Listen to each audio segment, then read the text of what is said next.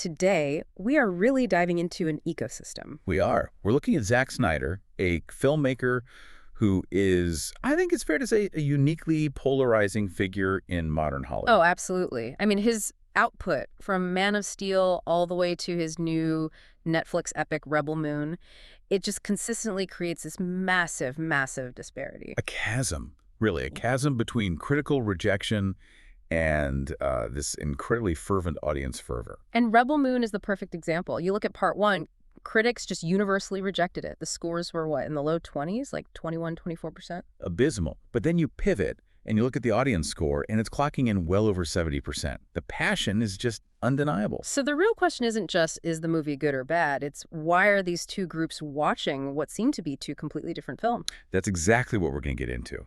Our mission for this deep dive is to unpack a stack of sources that explain why this polarization exists. And not just why, but how. How Snyder's fan base became this, like, genuine force that could actually influence major studio decisions. And most importantly, how a company like Netflix saw that dynamic, studied it, and then strategically monetized it through the dual-cut release model for Rebel Moon. It was almost reverse engineered, wasn't it? It feels that way. Yeah. So we're going to look at three core pillars. First, the anatomy of the fan movement itself. What is fan activism? How did the whole hashtag release the Snyder Cut campaign actually work? Then second, we'll get into the man himself, the auteur's philosophy, this unique mix of myth, violence, and personal grief that defines his work. And finally, we'll explore what our sources are calling the industrialization of the director's cut.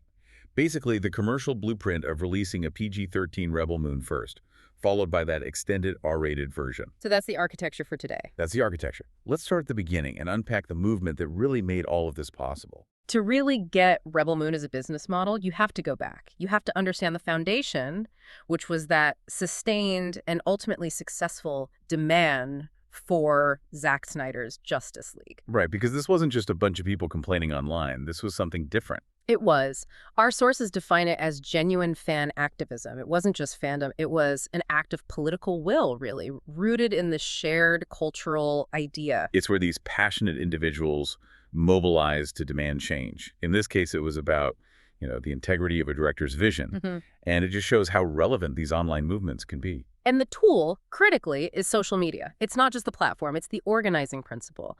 The sources really zero in on the hashtag release the Snyder Cut. That hashtag was everything. It was central. It allowed for the rapid formation of what one media scholar calls a relevant social group. So people who could be anywhere in the world, right? Yeah. But they're united by this one very specific frustration about one single thing. Exactly, one cultural object. And that's really the difference, isn't it, between just a fan base and an activist group. This isn't just about liking the same movie. Yeah. It's about identifying a shared injustice, in this case, studio interference, and then organizing around a collective solution. Another theorist, Henry Jenkins, he calls this the hashtag public. It's like the hashtag becomes the banner that people rally under. It's where they go to discuss the issues, share information, and, most importantly, coordinate their efforts. We're talking fundraising, messaging, pressure campaigns. What's so fascinating is that the Justice League campaign, it basically became a real-world case study in this. These digital subcultures were using tactics that you now see traditional activist organizations adopting. It wasn't just wishing for a movie to appear. It was like a 2-year digital blockade. They used metrics, persistent messaging, and they achieved this really improbable corporate result. Yeah, they really did.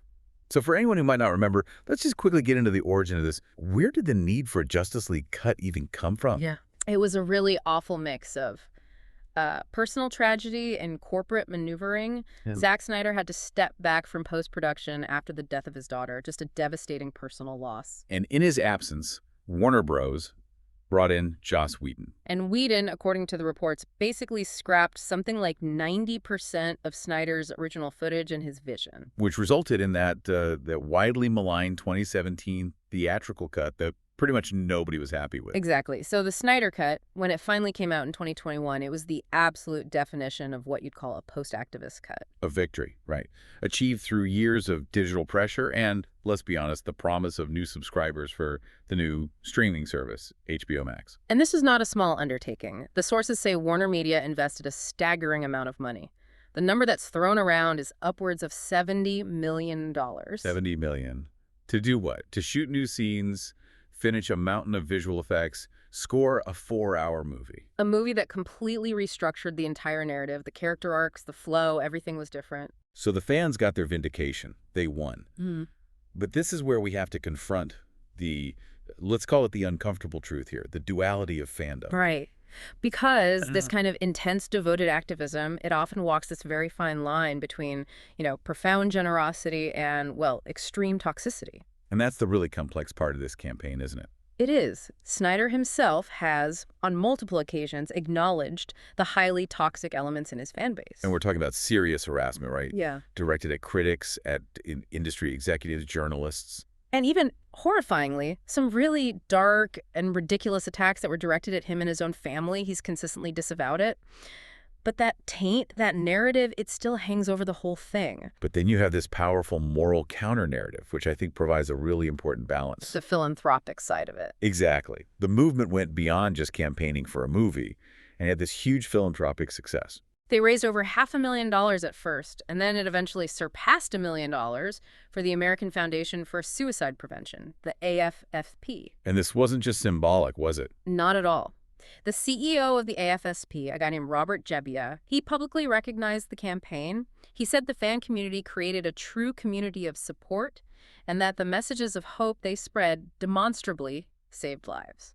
And Snyder uses that fact very powerfully, doesn't he? He argues that for every fan that gets labeled as toxic, there was this tangible, life-saving good being done. It creates what you could call the strange gray truth of this fan culture. Yeah, that's a good way to put it. They were often dismissed as, the dregs of nerd culture. But their persistence led to this huge institutional vindication and massive philanthropic success. They proved the real-world power of a mobilized digital subculture. They basically transformed their aesthetic demand for a movie cut into a moral crusade. And that transformation is absolutely key. Because it didn't just get them a movie. It gave Zack Snyder, the director, this immense leverage and creative autonomy for whatever came next. So he successfully leveraged the passion of his own fan base as, like, a quantifiable economic asset. Yes. This whole dynamic, the pressure, the demand, the moral weight of it all, it became the foundation for the next stage of his career, which, of course, leads us directly to the philosophy that inspires all that devotion in the first place. That makes perfect sense. So we've established how the fans built this movement. But to understand why they are so fiercely devoted to this one director, we have to look away from the activism and into the mind of the man himself. We have to talk about the philosophy that drives his vision. Snyder's whole approach to filmmaking, it seems to be defined by this really specific thematic architecture. It's this intersection of myth, violence, and personal loss. That's it. And that's what both attracts his most ardent supporters and, at the same time, completely alienates his critics.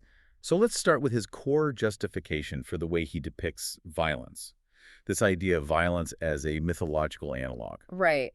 He gives a very distinct rationale for the immense scale of death and destruction you see in his movies. He says he's always searching for a mythological feeling. A way to connect his heroes to these ancient archetypes. Exactly. He explicitly says that the mass death you find in ancient mythologies, and he'll cite examples from Greece and Japan, was used symbolically. It was meant to represent things like natural disasters or social upheaval. And he believes this symbolism helped people process or answer these unanswerable questions about death and violence.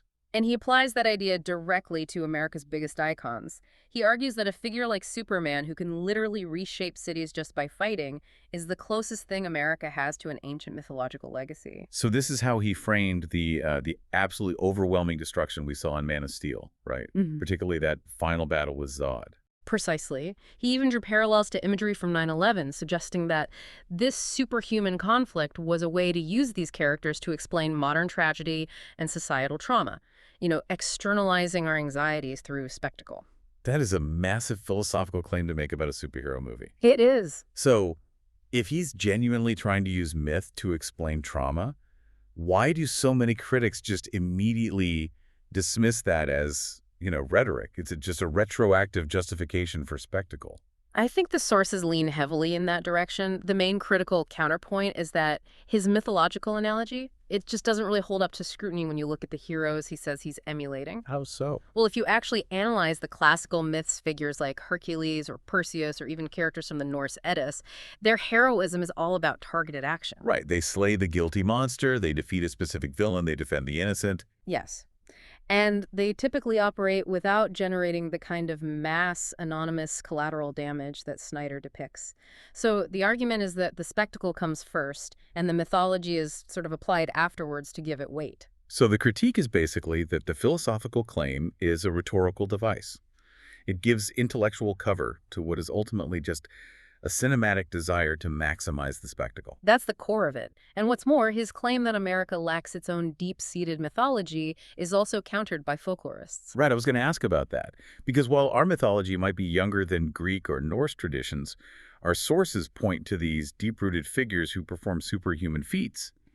But without the mass casualty counts Snyder seems to want. We're talking about figures like Paul Bunyan, who supposedly carved the Grand Canyon with his blue ox babe. Or John Henry, the steel-driving man who raced a steam-powered hammer and won.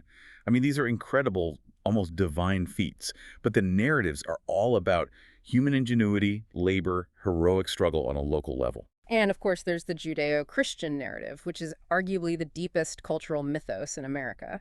It contains extinction-level events like Noah's flood. So the idea that we as a culture are uncomfortable processing mass death through narrative is just not true. He seems to be bypassing these existing touchstones. Possibly because he's interested in a very specific kind of raw, secularized spectacle of destruction. Which brings us right to the heart of his aesthetic, what critics call stylistic maximalism, or, as it's more famously known, the Snyder shot. Ah, yes, the Snyder shot. It's instantly recognizable, isn't it? It is heavy use of hyper-slow motion, these intensely stylized compositions, often from a low angle looking up at a hero. And that intensive digital color grading, everything Yeah. is in that specific desaturated palette. The goal is to make these moments of action or trauma into these heightened sensory experiences. But the critique is that it transforms the content, right? That instead of enhancing the drama, it often elevates combat into what's been called stylized fetishism. It slows down narrative time just for visual indulgence, and that can overwhelm the story, leading to that feeling of emotional hollowness that critics so often mention. And the slow motion specifically is a really consistent complaint. I mean, it gets mocked frequently. It does. Critics say its overuse suggests a lack of trust in the drama of real-time action. And it can appear anywhere. You see it in the huge battles, obviously, but even in Rebel Moon, sources pointed out these mundane scenes like characters harvesting wheat, The slow motion wheat harvesting. done entirely in dramatic slow motion, which reviewers just found tedious and overly dramatic. It's the ultimate example of style over substance, if you're on that side of the argument. But let's tie this back to the personal component that really fuels that fan devotion. Grief and catharsis as creative fuel. And this is absolutely vital context. Snyder himself has said that the fan movement to get his Justice League vision realized was profoundly cathartic for him. Right, because the film's production had coincided with and then was distorted by his personal tragedy. He even described the film and the studio interference as that exact same thing that had betrayed me. So by successfully finishing and releasing that 4-hour Justice League cut, which he dedicated to his late daughter Autumn, the whole process was framed as more than just an aesthetic victory. It was a moral and personal vindication, overcoming loss and corporate betrayal at the same time. And that created this deep emotional covenant with his fans. For them, supporting his true vision became a stand against studio meddling and, by extension, a show of support for a creator's integrity in the face of this profound personal struggle. It turned the whole thing into something much bigger than just a movie. It became a moral imperative for his subculture. Absolutely. And that profound personal context, that emotional capital, is exactly what Netflix and Snyder were able to leverage when they built the Rebel Moon model. The fans fought for the R-rated cut of Justice League, and they won. And now, Netflix was promising them the R-rated cut right from the start. This is the moment fan political power was industrialized. So we're moving from this organic, fan-demanded fix for Justice League to the moment that entire process was, as you said, reverse-engineered, prepackaged and then sold right back to the consumer. It really is the industrialization of the director's cut. It marks this really distinct shift in Snyder's career, doesn't it? He went from an auteur who occasionally had to fight for more screen time, like with Watchmen or BVS. Right, which were remedial cuts. They were designed to restore content that studios had cut.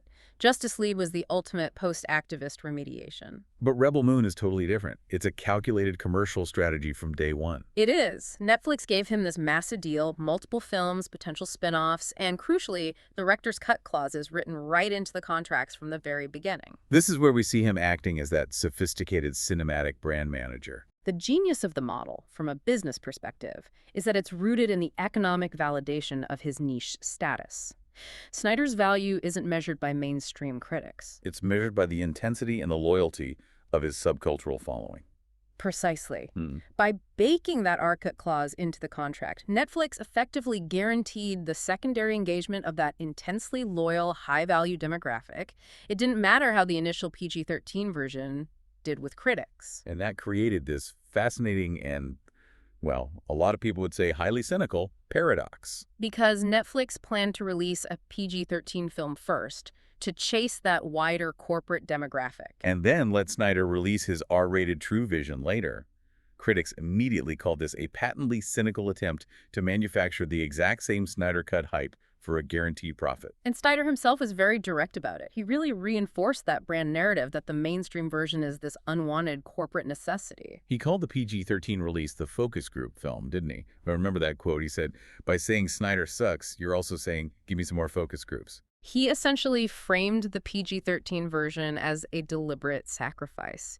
He said he willingly cut about an hour of crucial footage just to hit that rating. He even claimed the R-rated versions, which he retitled Chalice of Blood and Curse of Forgiveness, are so different that they feel almost like a different movie or a different universe. And the structural critique of that model is massive. Critics argue that it intentionally sets the first widely accessible film up to fail.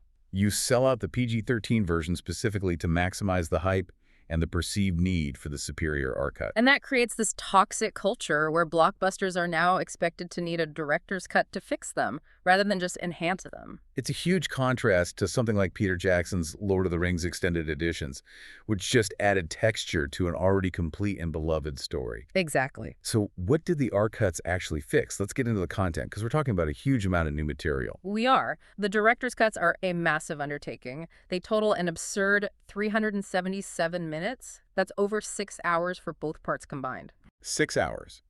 And the content is that explicit maximalism he promised. The sources confirmed it adds all the stuff his core fans demand. More blood, more limbs, and more sex. Plus, nudity and gore. And Snyder himself used this very descriptive, almost surface-level language to talk about it.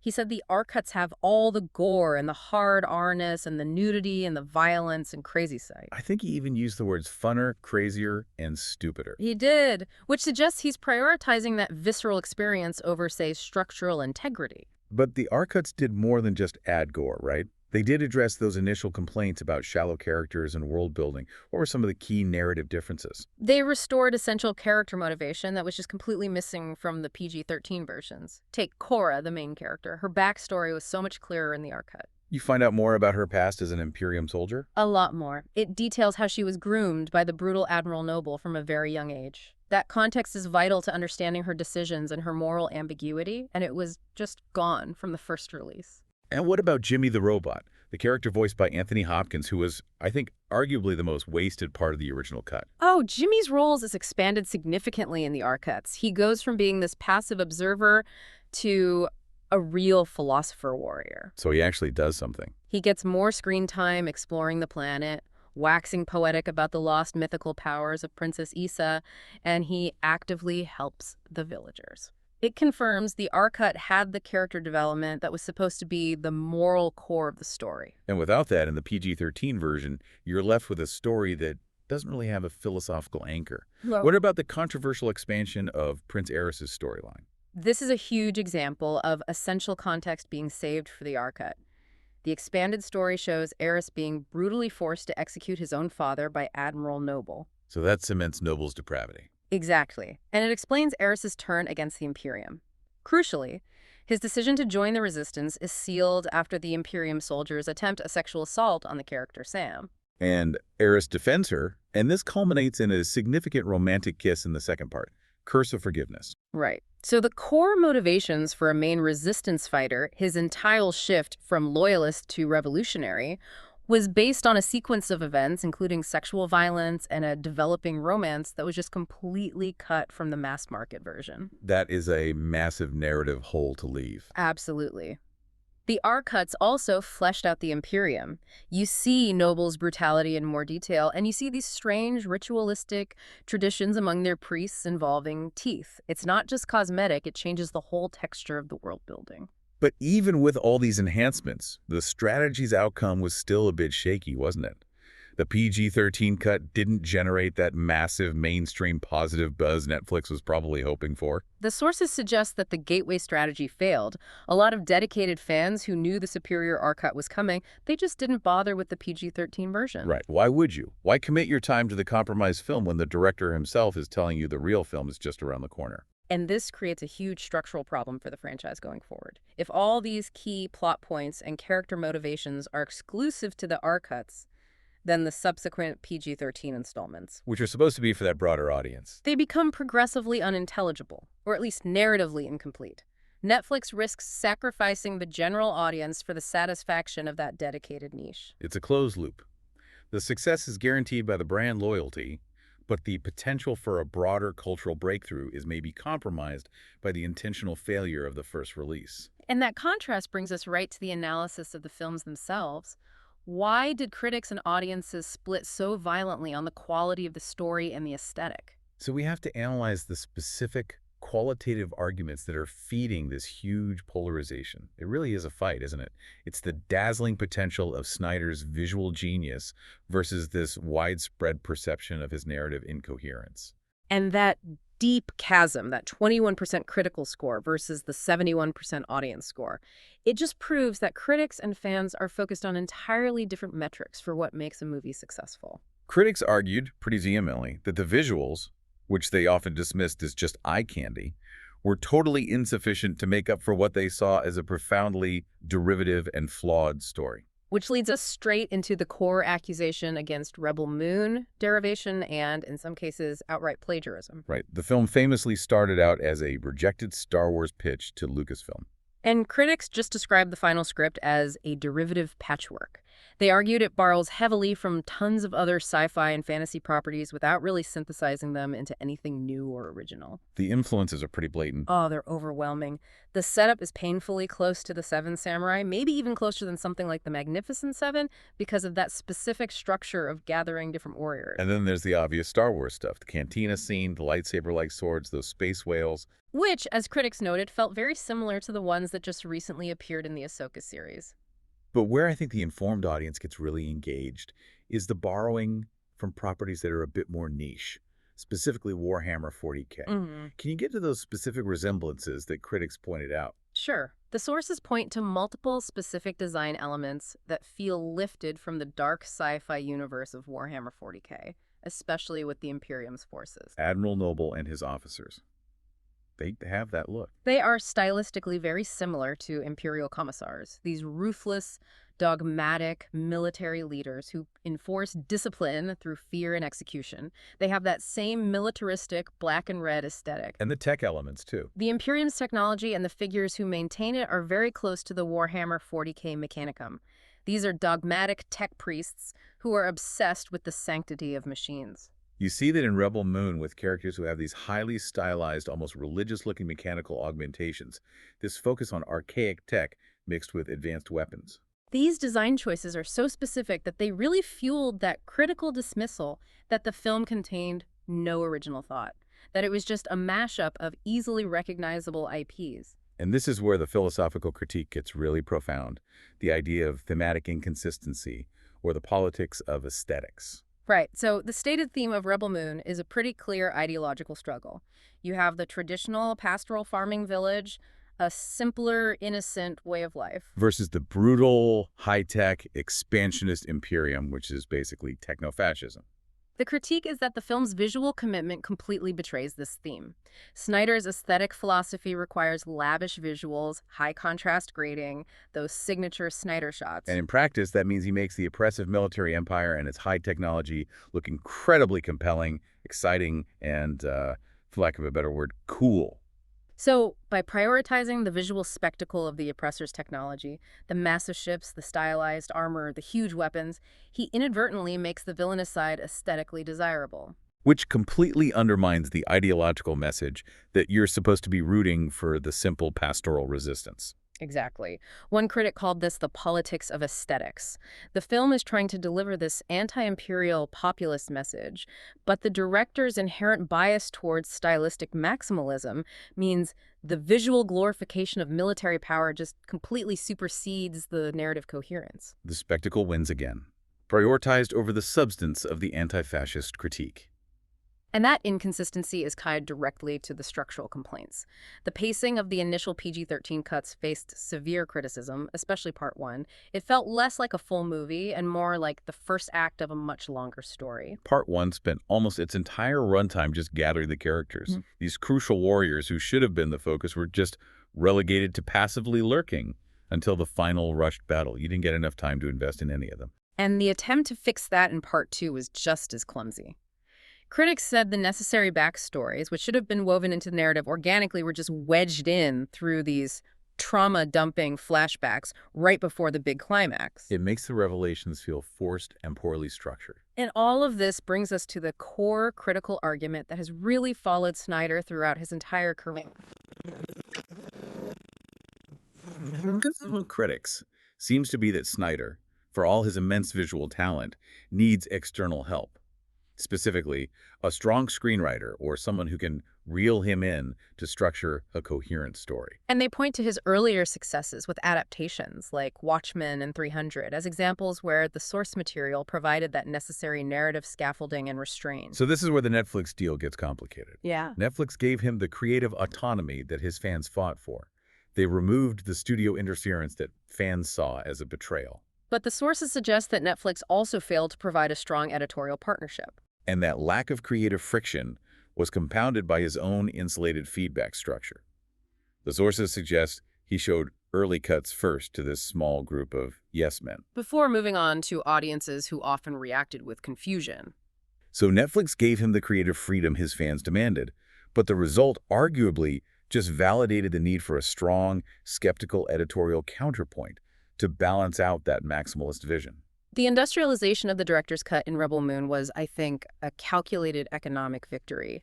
But the critical narrative suggests that, creatively, it just reinforced the director's core narrative weaknesses by removing the very gatekeepers he might have needed. That's a fascinating, self-perpetuating system he's built. Hashtag tag outro. So we've traced these two very distinct but intertwined paths in Zack Snyder's recent career. First, you have the successful remediation of Justice League, which was driven by this organic, passionate... And at times, yes, toxic fan activism. And second, you have the pre-engineered dual-cut model of Rebel Moon. The Rebel Moon model is the direct economic consequence of the Justice League success. Snyder has effectively leveraged his fan base's political power. He's evolved into a sophisticated cinematic brand manager. Right. And his economic value is now measured not by mainstream critical acceptance, but by the measurable intensity and the absolute loyalty of his subcultural following. He and Netflix successfully industrialized fan polarization. The transaction is now completely clear and validated. Snyder gets total autonomy to make his unfiltered, maximalist, R-rated vision the 6-hour epic he really wants to make. And in return, Netflix gets a product that is specifically tailored to a highly activist, high-engagement demographic. They guarantee a secondary revenue stream no matter what the initial reviews say. It's an economically rational decision that's all about maximizing a loyal niche. Which brings us to our key takeaway nugget from this deep dive. The Rebel Moon model marks the exact moment when the spontaneous political power of the original Snyder Cut movement was fully reverse-engineered, pre-packaged, and then sold right back to the consumer base as a guaranteed feature of the streaming product cycle. Fandom, through this method, becomes a built-in, predictable revenue stream. It's just part of the business plan now. And that leaves us with a provocative thought for you, the listener, to consider. If a massive, multi-part franchise like Rebel Moon can only achieve narrative coherence and full fan satisfaction by intentionally compromising its initial, widely released version, forcing dedicated viewers to watch two separate, sometimes 6-hour cuts for the full story, does this model ultimately lead to a more complete creative vision for the director? Or does it simply guarantee a closed, profitable ecosystem that primarily rewards creative self-indulgence? And what does this deliberate fracturing of the viewing experience mean for the future of blockbuster storytelling on streaming?